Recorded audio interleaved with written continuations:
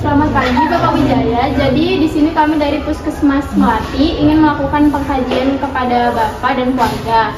Apakah kiranya Bapak dan keluarga berkenan seperti itu? Boleh. Kalau gitu ayo masuk dulu. Baik, terima kasih Pak.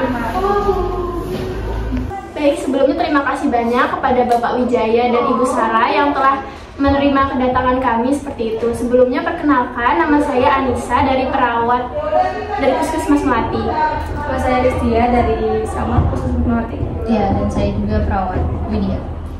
Baik, kalau gitu nama saya Bapak Wijaya. Saya Sarah dan ini kedua anak saya. Nah, di sini kami akan memulai dengan melakukan pengkajian keluarga untuk memahami situasi yang terjadi saat ini. Nah, bolehkah saya memulai dengan data demografi, Pak? Boleh. Kalau boleh tahu nama kepanjangan Bapak siapa? Nama saya Wijaya Kusuma. Usia Bapak? 45 tahun. Pendidikan Bapak? Saya lulusan S1 Pendidikan Ekonomi. Lalu pekerjaan Bapak? Pekerjaan saya adalah pengusaha. Oke, sekarang kamu tanya ke Ibu Sarah. Boleh saya tahu usia dan pendidikan Ibu? Saya usianya 40 tahun. Saya lulusan dari Australia, S2 Ilmu Kesehatan. Kalau pekerjaannya? Kalau pekerjaannya sekarang saya tidak bekerja, saya fokus mengurus keluarga saya.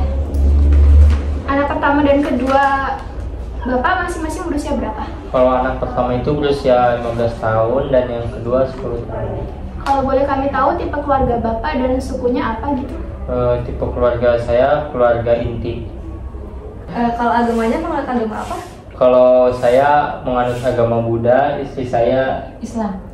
Beda agamanya. iya. Terakhir kali bagaimana status sosial ekonomi keluarga dan aktivitas rekreasi gitu, Pak? Kalau status ekonomi sih karena background pendidikan kami juga bisa dibilang bagus ya, jadi stabil. Lalu juga kami sering bepergian setiap akhir pekan untuk rekreasi dan berolahraga. Selanjutnya adalah saya mau bertanya tentang tahap perkembangan keluarga saya saat ini seperti apa? Kebetulan anak saya yang pertama baru setahun yang lalu didiagnosis diabetes tipe 1. Ini juga menjadi tantangan besar gitu buat kami. Bagaimana anak-anak ini bisa menyesuaikan diri dengan perubahan ini? Sebenarnya sulit, Mas, karena di Australia itu saya sudah tahu saya harus makan apa dan saya sudah tahu gimana caranya untuk menangani diabetes tersebut gitu. Tapi setelah pindah ke sini, saya jadi bingung harus makan apa sehari-hari. Kalau boleh tahu bagaimana dengan penanganan diabetes di sini gitu? Apa yang kira-kira paling menantang? Di sini tuh menurut saya harus lebih berhati-hati ya, karena di sini kan saya belum tahu harus makan apa gitu. Kayak bingung nih makan apa gitu. Nah, udah itu di sekolah juga belum ada yang tahu gimana cara penanganan diabetesnya. Begitu bagaimana dengan kamu? Apakah masih kesulitan dengan perubahan ini?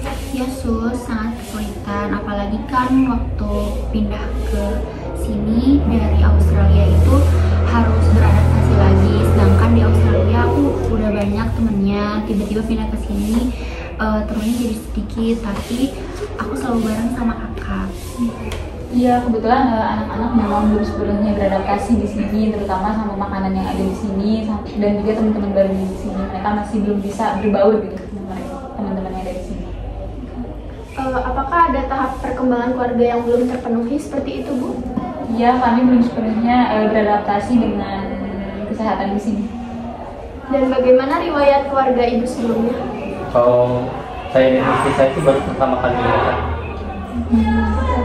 Oke, baik Bapak dan Ibu, ini terkait dengan lingkungan keluarga. Nah, bagaimana sih kondisi rumah dari Bapak dan Ibu? Kami memiliki 3 kamar tidur dan 1 ruang tamu. Lalu juga untuk lingkungan kami, karena kami baru pindah, jadi kami masih belum terlalu dekat dengan tetangga. Oke, baik. Kalau dengan karakteristik komunitas Bapak Ibu itu seperti apa?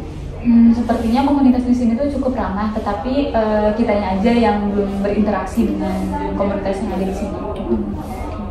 Kalau mobilitas geografis keluarga itu seperti apa? Kalau kami sih sebenarnya sering berpindah karena pekerjaan saya sering berpindah juga. Tapi pindah ke Indonesia itu menjadi hal yang paling besar bagi kami. Oke, apakah keluarga sering berinteraksi dengan masyarakat atau bergabung dengan perkumpulan tertentu seperti Karang Taruna kayak gitu?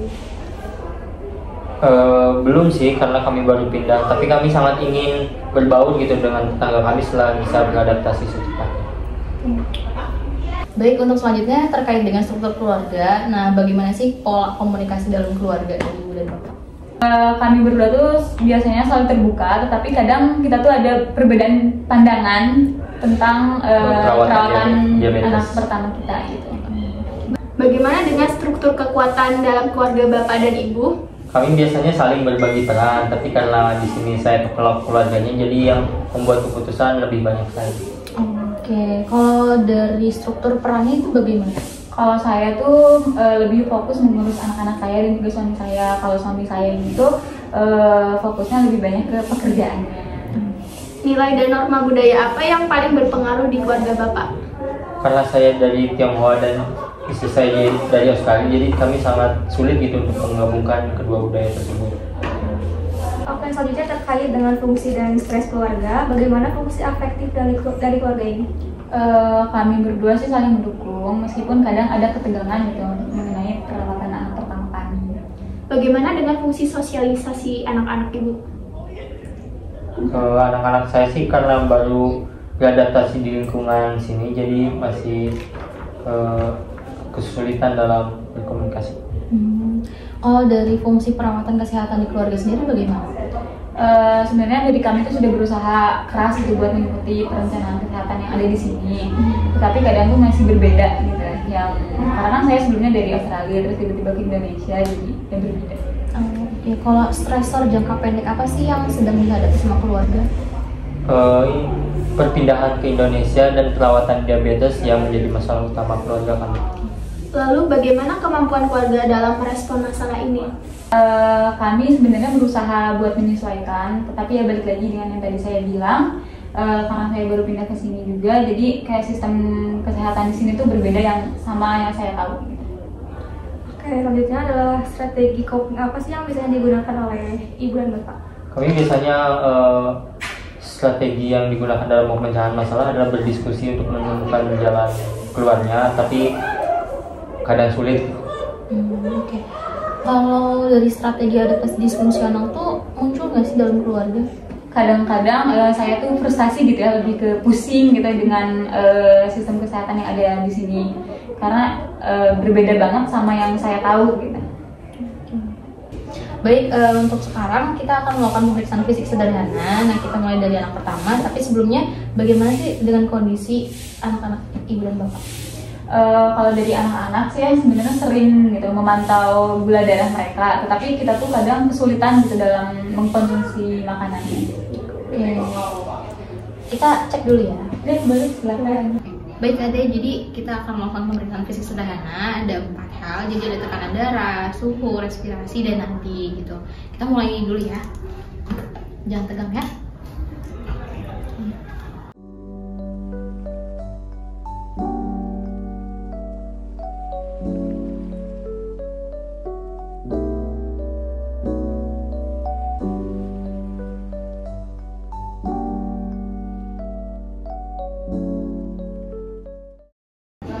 Oke, baik Ade, sekarang giliran Ade. Jadi kita mau praktis dulu, tapi sederhana. Ada 4 hal, ada respirasi, suhu, nadi, dan tekanan darah. Oke, kita mulai ya. Jangan tegang ya. Sampai ya. Baik.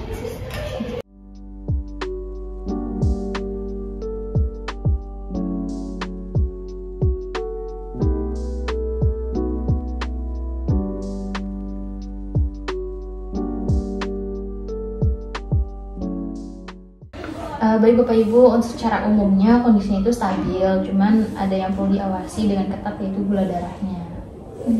Ya, makasih ya udah dikasih tahu. Mungkin ini anak saya juga ada pertanyaan gitu buat suster ini. Saya mau nanya terus, kalau gula darah tinggi itu kan tadi udah diperiksa ya. Nah terus yang harus dikontrol tuh apa sih? Nah, mungkin yang ditekankan itu di pola makannya, jadi mau diawasi juga sama Bapak Ibu. Oke. Jangan makan sembarangan. Oke. Oke, Bapak dan Ibu, jadi ini tuh alat insulin untuk Ngecek gula darah. iya, ngecek gula darah. Udah tahu kan cara pakainya? Udah. Ini harus sering dipakai sama anak yang terkena diabetes. Ya, makasih ya. Ya, selain itu juga kami juga ingin memperkenalkan kepada komunitas pendukung di sekitar sini yang semoga bisa membantu kalian cepat beradaptasi. Kami juga akan mengevaluasi kondisi keluarga Bapak dalam beberapa minggu ke depan seperti itu. Kami akan memantau apakah perawatan diabetes anak Bapak lebih stabil dan apakah keluarga lebih nyaman beradaptasi di Indonesia. Kami harap dengan penyuluhan ini kami akan jadi lebih baik dalam segala hal. Terima kasih, ini semua sangat membantu kami. Iya. Makasih banyak buat perawat-perawatnya. Terima kasih Su. Baik, terima kasih banyak kepada Bapak, Ibu, dan juga adik-adik yang telah menerima kedatangan kami gitu. Maaf juga ketika mengganggu waktunya gitu. Kalau begitu kami pamit. Wassalamualaikum warahmatullahi wabarakatuh. Waalaikumsalam. Terima kasih juga.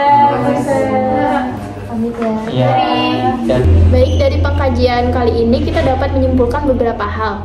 Keluarga Wijaya menghadapi tantangan dalam adaptasi sistem kesehatan, perbedaan pandangan dalam perawatan, serta dukungan lingkungan.